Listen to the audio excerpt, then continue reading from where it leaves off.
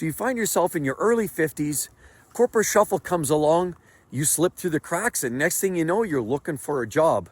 Or are you? Welcome back to The Hustle, everybody, and welcome back to The Grind. And let's share a little bit of a story about how I found myself on the receiving end of a major juggle. And of course, at 53, I was pretty much out of work. Now, a lot of people make a decision at that age. Do you go back to work? Do you get back in the saddle? Do you look for that next job opportunity?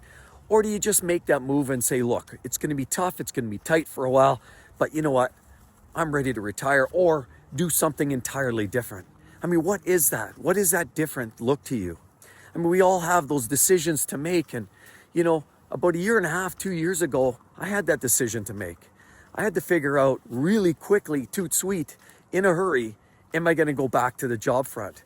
I mean, back to the hustle culture, you know, that whole idea of work-life balance, out the window. We all know that.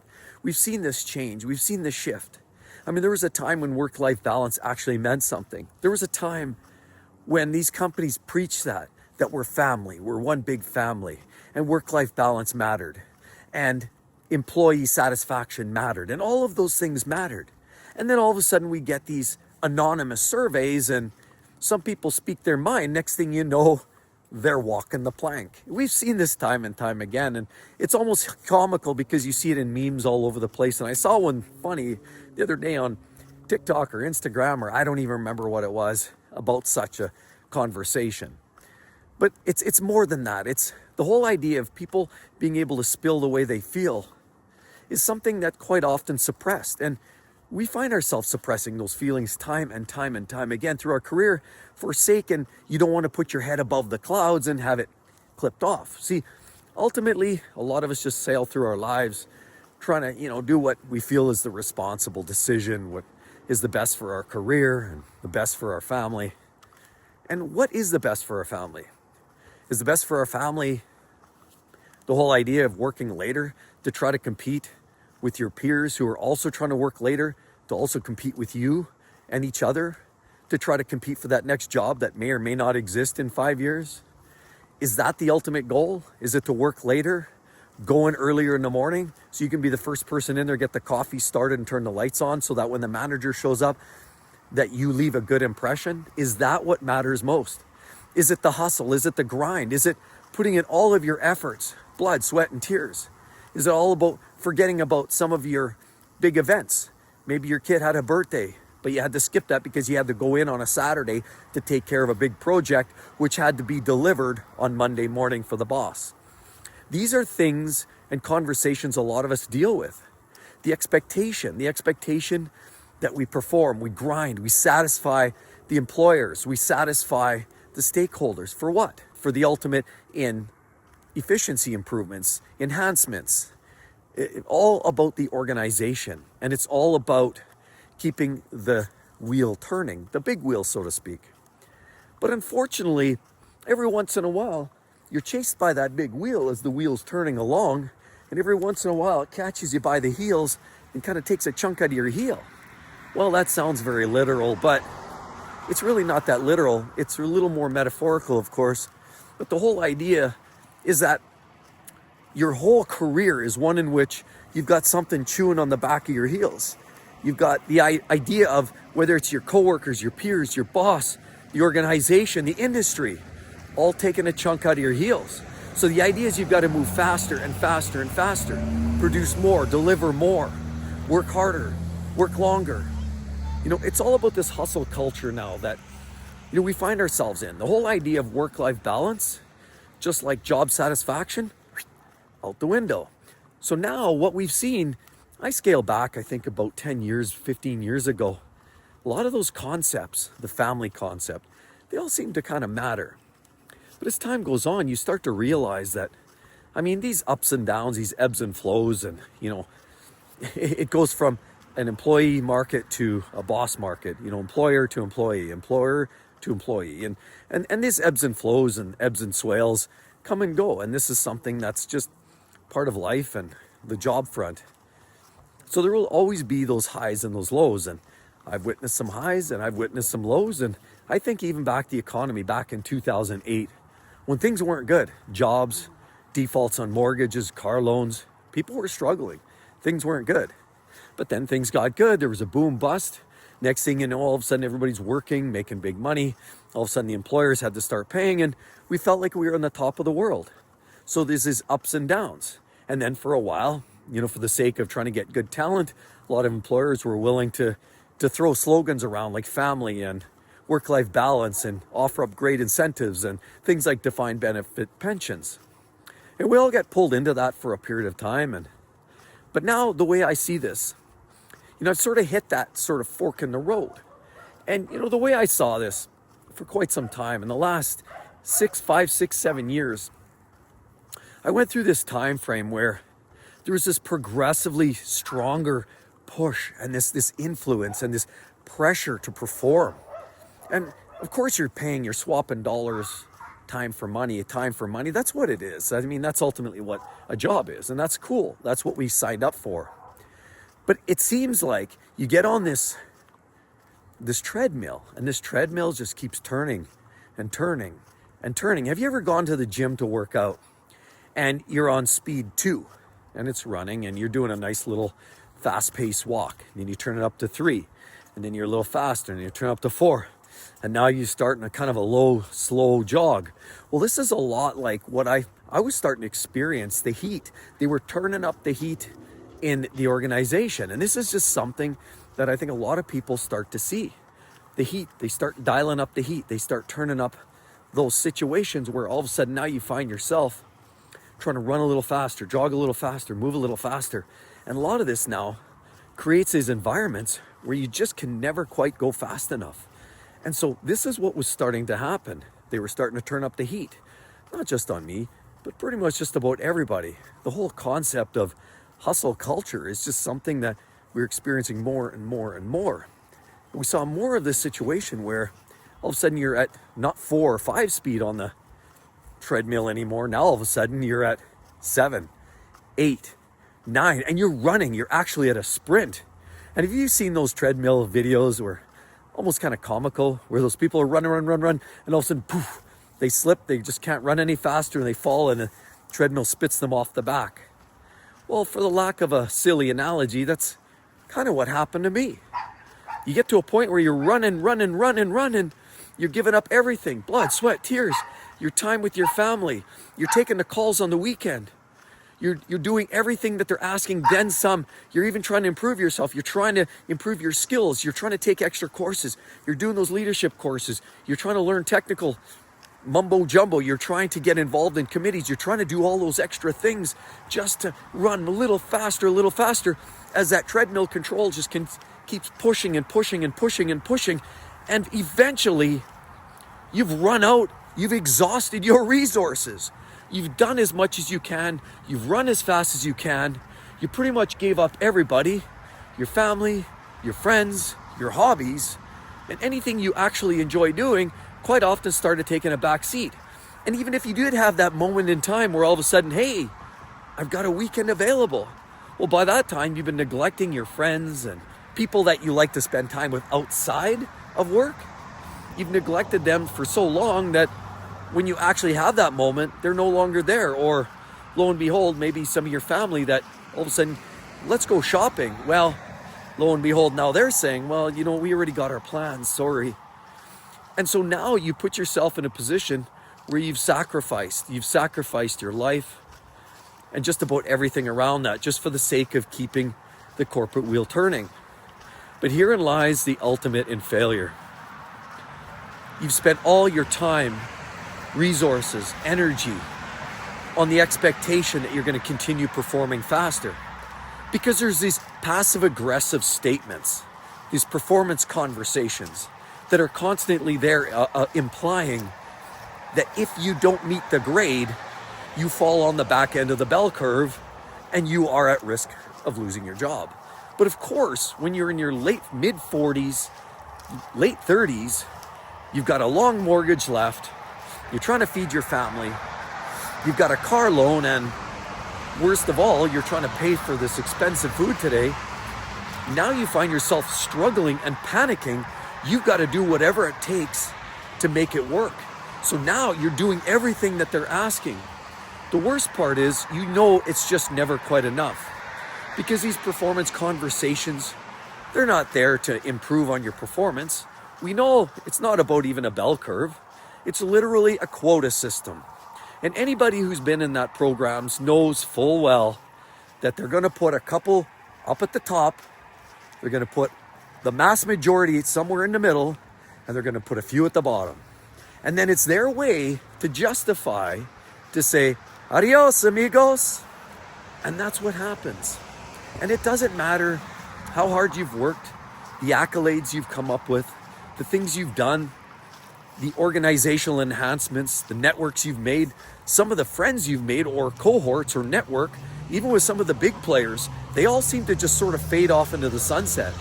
Even 2 years ago, you might have been buddy-buddy with some senior VP because you were part of an organized committee. Next thing you know, you thought you had them on your team. Where are they when you're getting your walk-in papers? Well, they're nowhere. They're nowhere to be seen. Because when it comes time for you to pay the piper, there's nobody but you and HR and your manager. And so it's really not about that whole conversation about being let go or even making that intentional decision to retire. When you get into your early 50s, it's a much easier decision. It becomes a little more clear. You either know or you kind of don't know. But for most people, they sort of already know. By the time they're 53, 55, they have a pretty good outlook. You're already almost able to see that light at the end of the tunnel, so to speak. See that light way down at the end? You can almost kind of see that light. And that's what starts to happen. Once you're in your mid-50s, you either know whether you're going to make that light or you're just not, and you've got another 15 years ahead of you.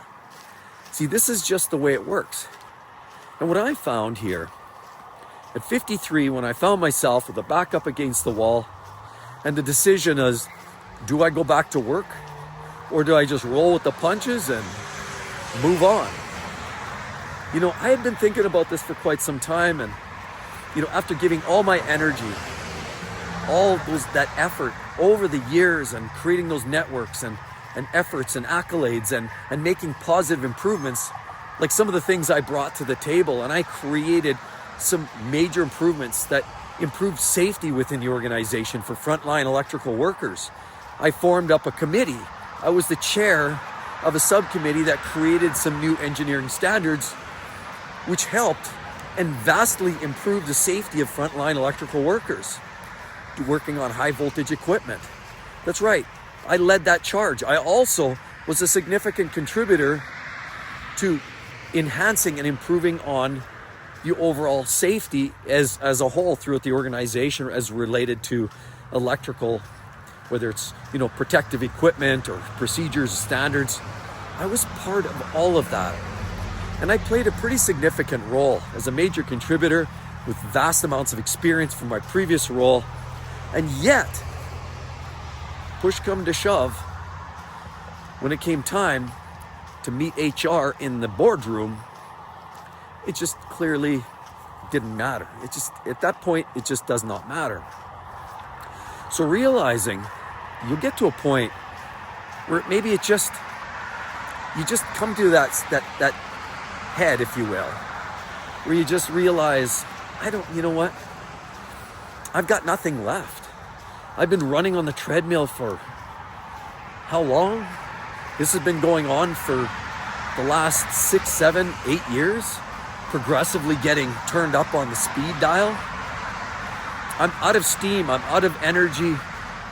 I've exhausted the resources, and unfortunately, many people have left in the same process.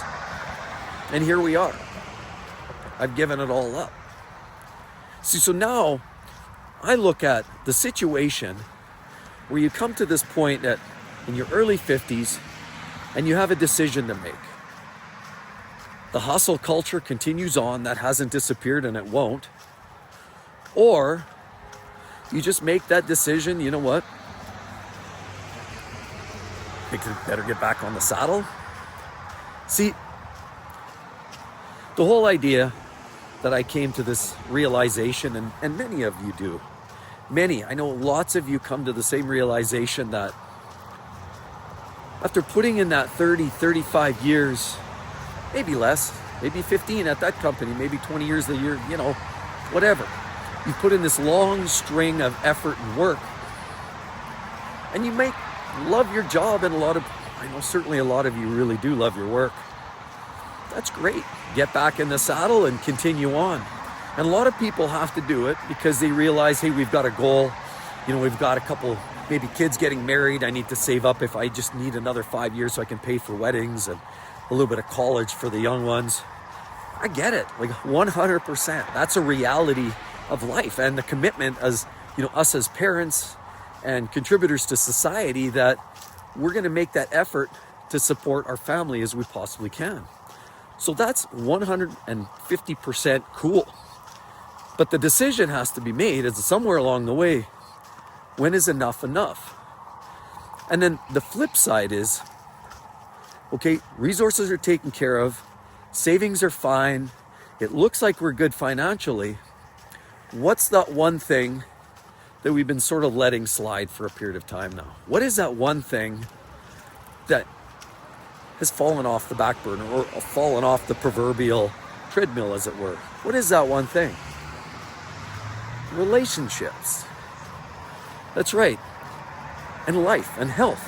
And see, as you realize, as time goes on and on, when you get wrapped up in these environments and you're chasing the dollar and chasing the promotions, you quickly figure out that it's pretty much an open, bottomless pit. It's a pit of despair that really kind of has no bottom end. I had this nightmare once, and I remember this very, very clearly, and I don't even know if there's a direct parallel or relation to it, but there was a nightmare I had a few years ago. And I had this nightmare, and I don't even know, maybe psychologists out there have sort of some kind of way to sort of make this mean something to me, but there was a situation where I woke up almost night terror, because I woke up and I fell in this big pit, and it was full of water, and I just kept falling and falling and falling and falling. And in my nightmare, I just kept falling, and there was no bottom. I never hit the bottom. They say if you ever hit the bottom, well, then there's something not so good that happens. But there was no bottom. I just kept falling and falling and falling and falling and falling. And it was almost like this pit, but it was lined in like a swimming pool tiles, those baby blue tiles that, are covered in a swimming pool, or a sauna. It was almost the same thing, but it was just this pit of baby blue tiles. Somewhere way down there I could see water, but I just kept falling and there was no bottom. See, this is a weird nightmare I had. I woke up freaking out and wonder, what was that all about? And I don't know if there's any parallel. I don't even know if there's any direct connection. But I do know this, that is a lot of how I was starting to feel. That I was falling and falling and falling. And it didn't matter how much I reached up to try to grab for help, how much I'd talk to my manager and say, this workload is just drowning me. How much, I'd talk to my family and say, I'm stressing out at work. Just kind of bear with me. I'm kind of quiet and, I'm just chilling a little bit. I just need some time to kick back and relax. It doesn't matter how much of that went on. It was still happening. And so when that time came at 53, I had already been thinking about this for the last 5 years. 5-6 years of these thoughts, these beliefs of there needs to be a way out. I've got to do something. Because at this current trajectory, I'm not going to survive another 5 years, 6, 10 years. There's no way I could have made it to 58, 60, 62. Not at the current role, not in the current trajectory, and certainly not with the current stress levels imposed to generate all kinds of productivity. I just was not in that state of mind. And I know I'm not alone. I know a lot of you out there are feeling very, very much the same. And this is a very stressful moment. So when I had that opportunity, and somehow it feels as though it was handed on a golden platter, an opportunity to finally, almost forcefully, to make me make a decision in not just for my current role, but the future of employment in a corporate environment, I had a strong decision to make. And the decision, because of my 6-8 years leading up to that point, became a much, much easier decision to make. I mean, initially, if I was in my 30s and 40s, I would have been in sheer panic mode. Mortgage, car payments, young ones trying to pay for bills and pay all the, the ups and downs of life.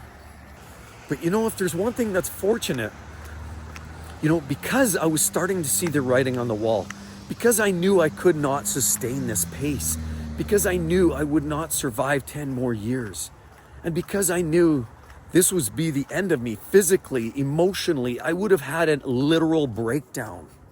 The stress, the anxiety, the soul crushing, the exclusion, the closed door meetings, the pressures, the performance conversations, the entire package was crushing me. And I know many of you have gone through and continue to go through very similar circumstances. I know a lot of you reach out and share the same stories. And I know I'm not alone, and I know you're not alone. And I want you to all know that it's not easy. I'll be the first to admit, a lot of us go through similar circumstances, and sometimes in different place, different boss, but the ultimate end goal or the end game is almost the same, and that's extreme stress or disappointment, heartbreak. Sometimes there's worse things that come out of that. Sometimes people physically cannot make it. Sometimes there's other things, separation and worse things, and families break up. And sometimes just life does not treat people well. And a lot of times, not always, a lot of times there's multiple circumstances, but in many cases, it's either the job or the way the job's pulling you away from home, or even the stress now that you carry home is something that you've got to find ways to leave that at the office. But me too, I was struggling with that very concept, and I was struggling with the idea of how do I leave this crap at the office so that I'm not bringing this junk home, so I'm not bringing these levels of stress, and I'm not bringing this anxiety and this nervousness home. But I had to find a way. It was hard. But when that day, way back, February 28th, 2024, when that day hit and I got the knock on the shoulder, ironically, the decision was already made, not just by the organization, but the decision was made by me. That was it. I was done. The hustle culture was over. I had made that decision. I was done with it, and it was time to move on. So sometimes we just have to make those decisions. It's not always easy. But when we see what the results of not responding appropriately are, it becomes much, much easier to make that judgment call. Well, I hope you all have a wonderful day, everybody. Enjoy the weekend, and just a little food for thought. Sun shining, it's a beautiful fall day. The leaves on the ground. I can smell the dew in the air. It's an absolute gorgeous, gorgeous day. Hope you all have a great one, and we'll talk to you next week. Bye-bye.